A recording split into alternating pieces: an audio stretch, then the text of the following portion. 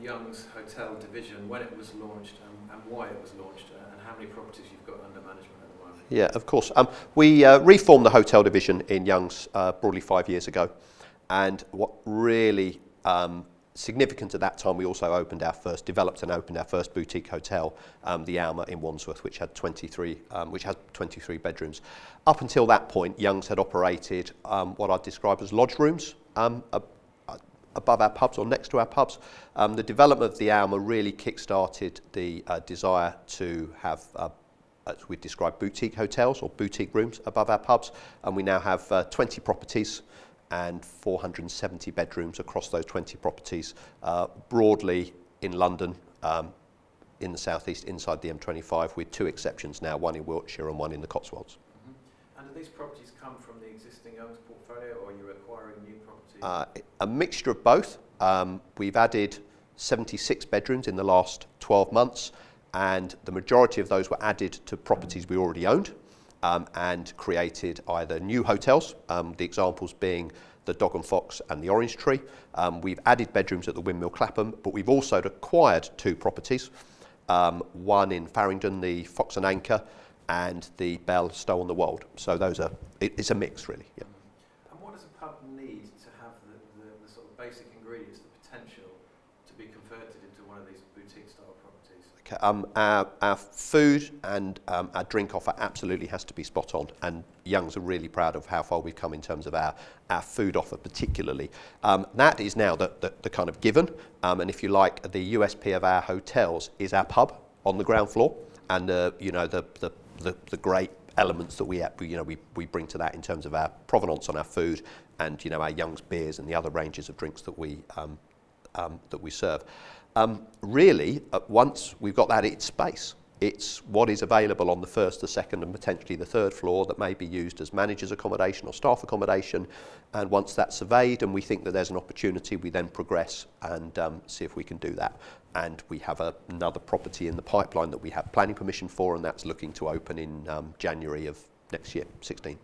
And you mentioned earlier that you think 12 is probably the optimum number of rooms for one of these properties. Yeah, I would always aim to do a minimum of 12 rooms. Below that, in terms of the space, I think the economics don't really quite work.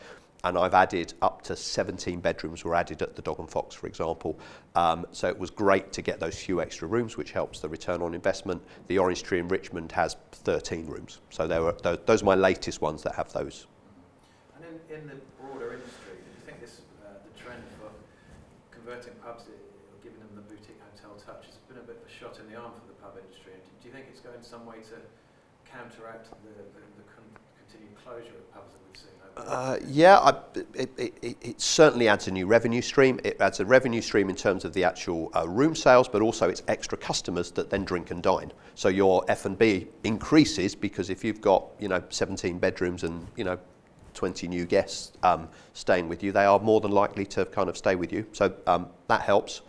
And now we are in the position where the smoking ban, which was for a long time seen as the forcing the closure of pubs, is actually probably the shot in the arm we needed to improve the environment and then attract families and diners into the houses, into our pubs, in a way that we just wouldn't accept going into a business now that was smoky, and that's certainly what's driven our food sales growth.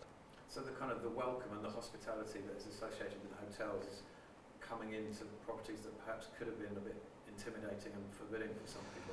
It's changed the atmosphere. Yeah, hugely. Yeah, and once a pub has a reputation for great food, it just opens the whole doors to a whole load of new customers that come in from that point of view. And clearly, the hospitality skills required to run a pub are transferable with hotel skills, but then there are specific sets of skills that then need to be trained and managed. Revenue management is hugely important to me as a business, and we have a revenue manager and we coach our teams on that, as well as the basics of housekeeping and the management of night porters, all of those specific skills that are needed to be a great hotel manager. Mm-hmm. And finally, one last question: what does the future hold for Young's hotel division? What are you looking at in terms of numbers over the next 5 and 10 years? I can probably say in the next year we would probably add another 2 properties, and I see the growth hopefully being at that sort of level, over the next number of years. I think the year that's just finished was a culmination, if you like, where we added 76 rooms and kind of 3 properties. That was the culmination of probably 3 years' work to get to that point when you've got all your planning permission sorted and what have you, and effectively the pipeline happened all at the same time. So we are very selective, and we tend to look exclusively for freehold property that we can bring into the estate from that point of view. So, I think the growth will be steady rather than meteoric.